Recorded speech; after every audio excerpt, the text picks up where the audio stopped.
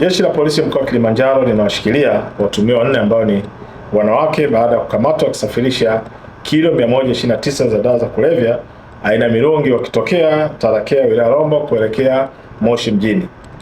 Watuhumiwa hao kwa majina ni Violet Jerome Mlai, wa pili ni Angela Jackson Mtui, wa tatu ni Sabina Zakayo Msela na wa nne ni Violet Elimunisa Temba, wote ni wakazi wa mji mdogo wa Himo, kitongoji cha Makuyuni wilaya Moshi. Tukio hilo limetokea leo tarehe 17 mwezi wa 4 2026 majira ya saa 5:30 asubuhi katika barabara kuu ya Tanga Moshi, eneo la Mjoroni wilaya Moshi.